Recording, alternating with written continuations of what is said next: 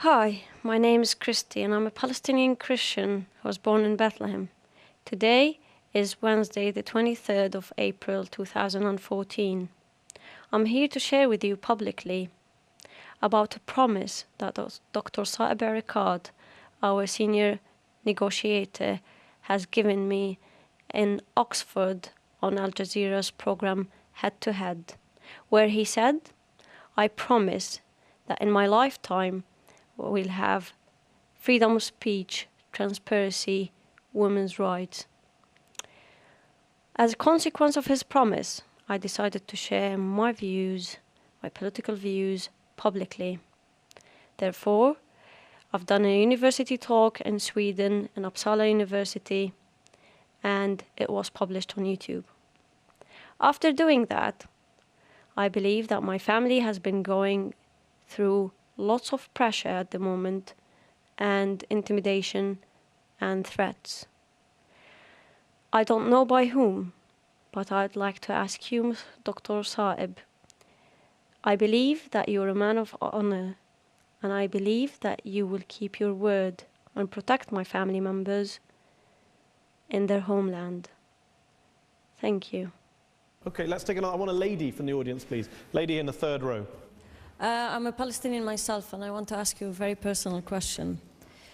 As a Palestinian who experienced the Israeli soldiers occupying my house, I lost a friend, and my house has been affected seriously now by the wall. I can understand how hard it is for you as a Palestinian negotiator, and your position must be very hard. But my question, are you able to negotiate without allowing your feelings and emotions to impact your judgment in taking decisions? You touch my heart. You know, it's... Look, everything I do doesn't paramount to one night some of my colleagues spent in Israeli jails. There are some classmates of mine who have been in jail for 26 years. There have been some classmates of mine who their parents took to the cemeteries. I negotiate in pain, in frustration, in tears sometimes, but I really believe that negotiating in pain and frustration for 5 years is cheaper than exchanging bullets for 5 minutes. We are a people of peace. We're bringing Palestine back to the map, and Palestine will harm no one. Palestine had stood historically as a bridge between civilization, between religion, and there is no meaning for a Palestine to come back on the map without it being democracy, human rights, you believe that accountability, will happen in your lifetime? Transparency, the rule of law, and women's rights. You believe a free Palestinian state in your lifetime? You look like one of my daughters, all right? And that's my promise to you and to my grandchildren, that Palestine will be a country of accountability, transparency, women's rights, human rights, and I will believe this will happen in my lifetime. Now, the second Intifada started.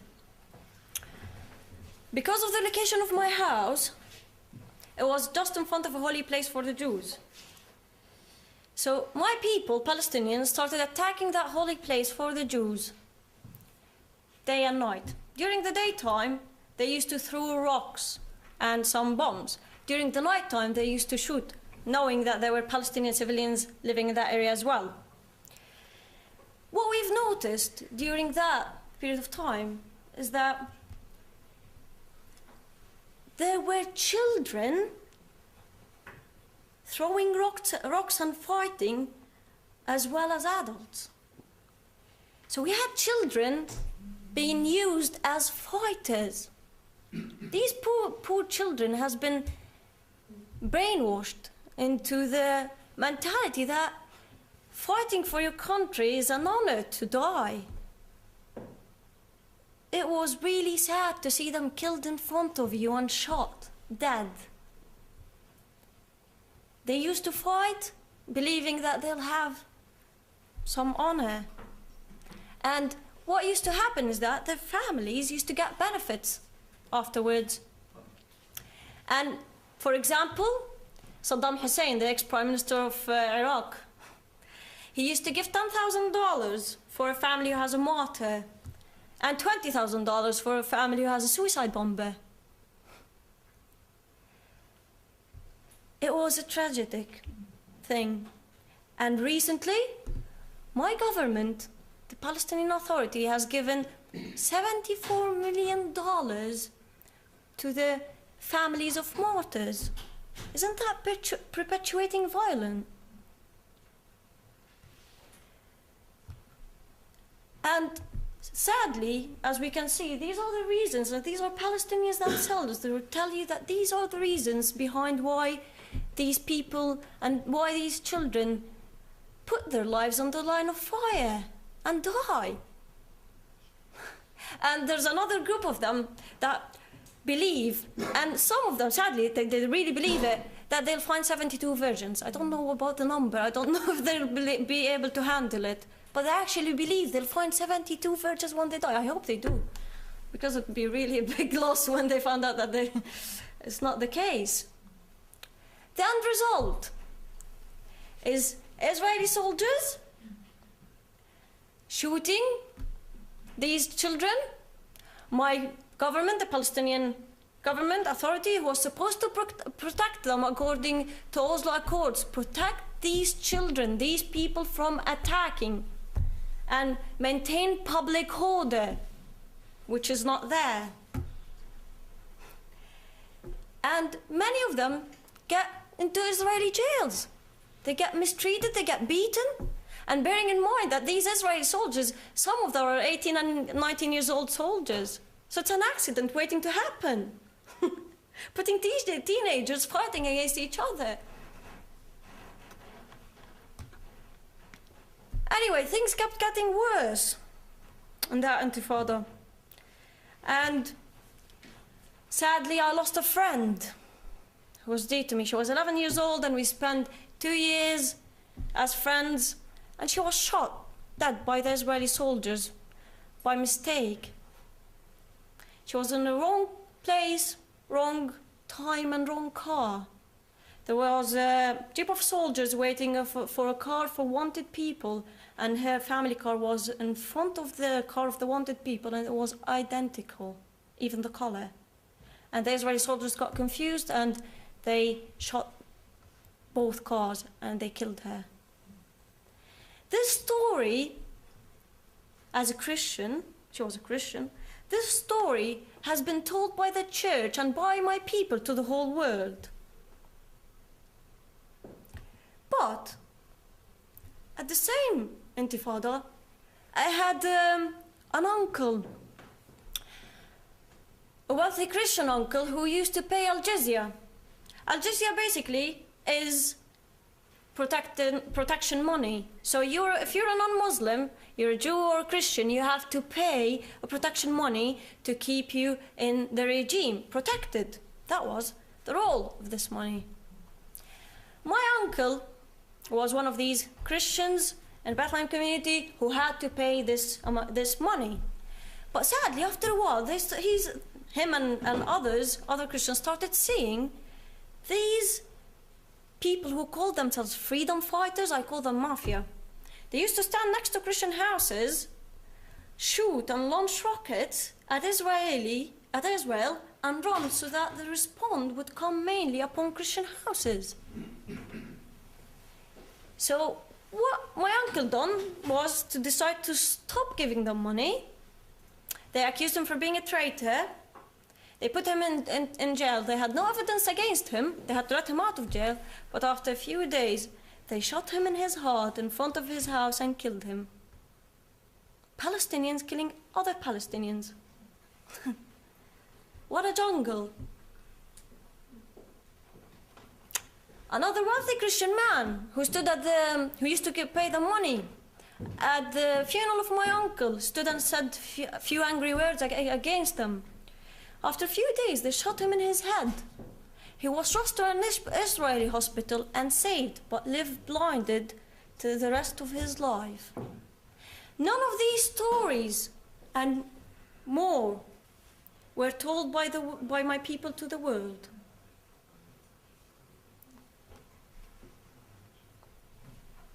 At the Intifada, the number of Christianity started decreasing big time, sadly. And I probably heard that so many people would tell you that the major factor is the Israeli occupation.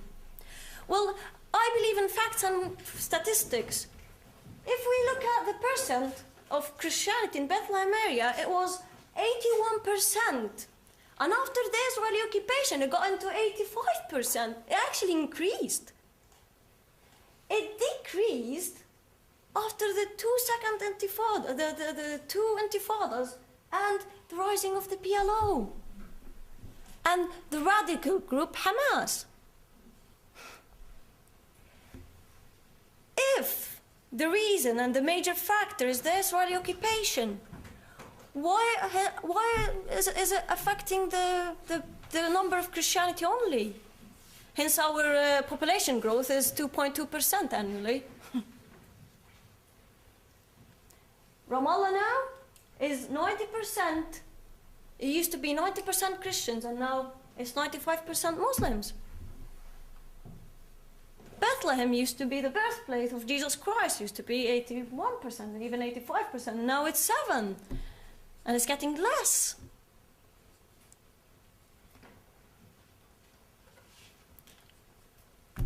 Things kept getting worse through that intifada.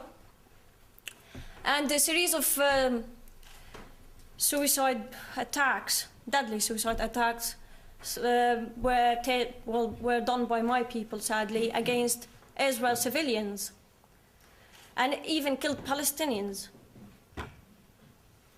These people used to put bombs on themselves and kill themselves and others. It was horrible. And what happened afterwards is that on the year of 2002, and it was Yom Kippur, the Passover in one of Netanyah's hotel, a suicide bomb happened, a suicide attack happened, and it killed so many Jews. I don't remember the number. And after that, Israel decided to put the wall.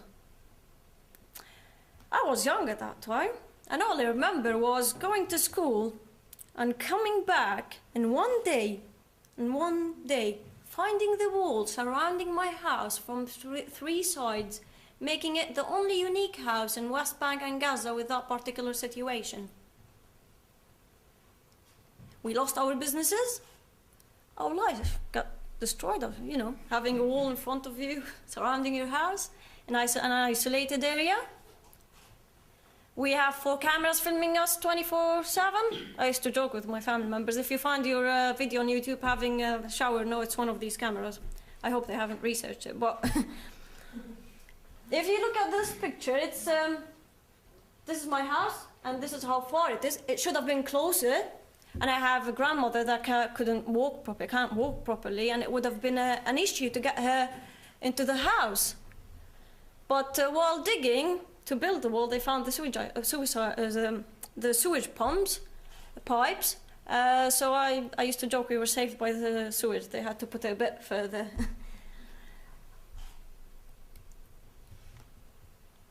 This is the view from my house. It's all surrounded. I mean, that's what you would see if you look through my bedroom when I was back there. The wall was built on still on 8.5% of Palestinian lands, especially around Bethlehem area. And it took so many Christian lands, mostly. I have an auntie who lost lots of lands. But if you ask me a simple question now, if you were the Prime Minister of Israel, would you put that wall up? My answer would be yes. Bearing in mind I was one of the most people who was affected by this wall. Because it stopped my people killing themselves and blowing themselves up from the first place. And I care for people, not for concrete.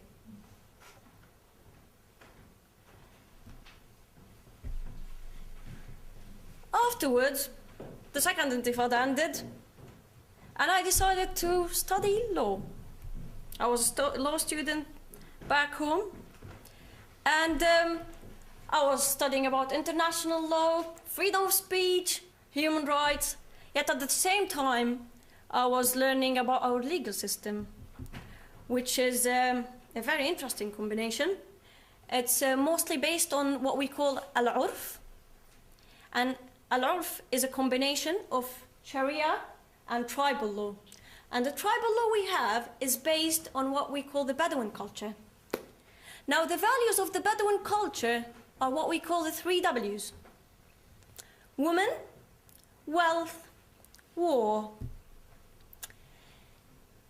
When I learned this information, I stopped and I said, I want to take a step back and look at the bigger picture as an Arab.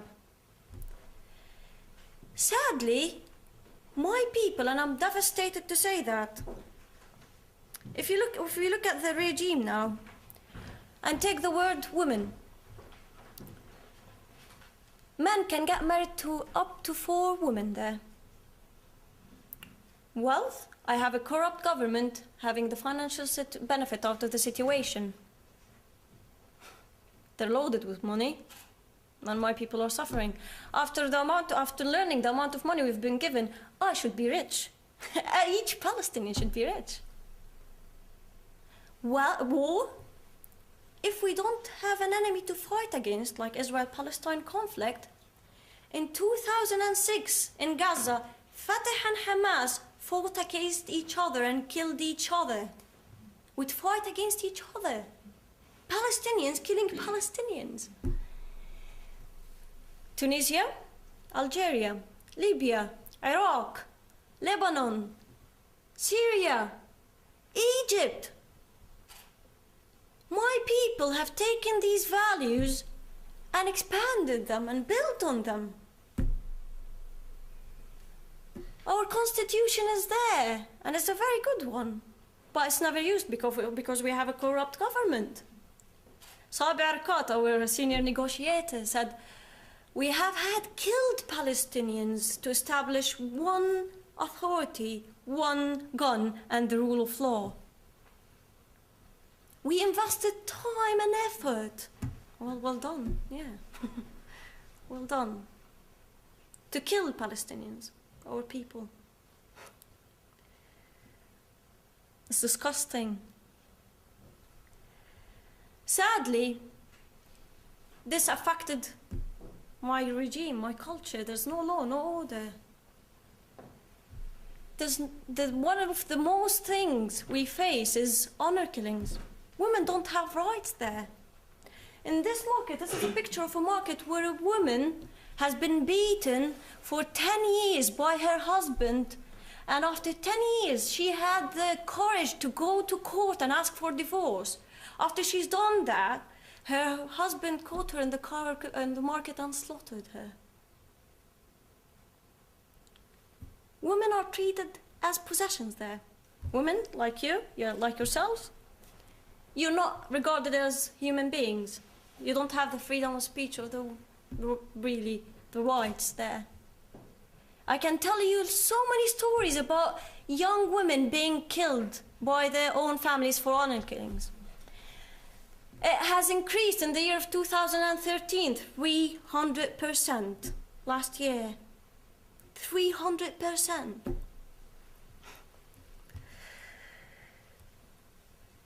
They get sexually harassed, walking in the streets. I used to get sexually harassed going to university. Used to get to university and then turn around feeling disgusted, like almost walking in a zoo between animals.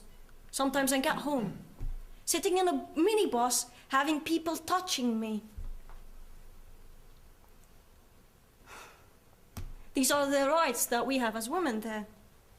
The other problem that we face is theft of lands. So the wall has taken so much lands around Bethlehem area especially. But Palestinians are stealing other Palestinians' lands, especially Christian lands. I have 4 uncles who lost half of their lands by people from Hebron. Just like that. They went to court to ask for the rights. The judge sadly was from Hebron. And he said, I can't wait to see the 4 of you dead in the fridges. Our judges, by the way, work from 10 to 5 to 1 o'clock in 5 days a week only. They're really having a very good career. 3 hours a day. Now, how did I end up being in Britain? I was born in a Christian family. I didn't have really much faith. And what happened was, after I grew up, I came across this verse as a person who was born in a Christian family, who only read the Bible once. And that verse challenged me to the core. And I actually found that it's written in the Quran as well. I said, oh, that is really bizarre. If God exists, and if that's true, I'll find the evidence. I had the lawyer in mind. So what I've done is that I went and researched the wars that happened against Israel and the wars that Israel was involved with. And my favorite war is Yom Kippur War. From a military perspective, fighting on more than one front in a battle, you're losing. Israel was attacked from the north by Lebanon and Syria, from the east by Jordan, from the south by Egypt. Lebanon went down. Israel had 150 tanks, and Syria had 1,400 tanks. From the south, Israel had 500 soldiers on duty, and Egypt had 80,000 soldiers on duty. And Israel won and took more lands. That wasn't them being superheroes, that was God's plan God's hand for me. That was an evidence. After learning that, I decided, well, I have freedom of speech, I have human rights, I want to exercise that and share my beliefs. And what happened was, when I started sharing my beliefs with a small group and simply saying, I believe that God has given this land to the Jews and as an everlasting covenant. They're there, we're here, let's just have two states and move on, have a life. And if you don't want to take on my beliefs, well, how many Christian countries we have around the world? How many Muslim countries we have around the world? Why can't the Jews have one country?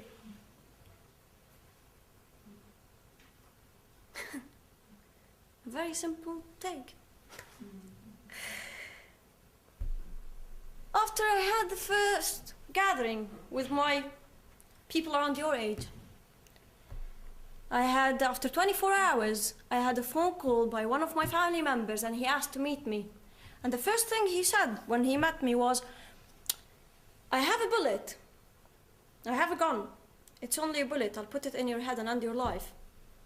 You're playing with big fire here. You're gonna burn your family first before you burn yourself, and I was sent to stop you. After that, so I got threatened to be killed for sharing my beliefs and views. Well, Israel doesn't kill us or threaten us for sharing our views. Palestinians do. I was shocked. I was furious. I was angry. And then what happened was that I couldn't stop. I kept sharing my views. I'm a human being. I even went to Yad Vashem, the Holocaust Museum, to understand more about what happened to the Israelites. And when I put myself in their shoes, I was able to understand, not justify, understand why they have done and they're doing, why they are acting aggressively, why they're doing it in this way, because of what happened. There's always a reason why. And again, not justifying it, but they are being overprotective. Why? you suddenly understand why. Afterwards, I got persecuted. I was accused for being a traitor. It became dangerous for me to stay there. And I had to leave my country, and I went to Britain, and I was granted political asylum in 3 days because the case was an open and shut case. And this is my story. Thank you so much. Now, after you watched both of the videos and you've seen my point of view on the current situation of the Palestinian territory, I think you'd be interested to know that I've been threatened to be killed here in England. Thank you.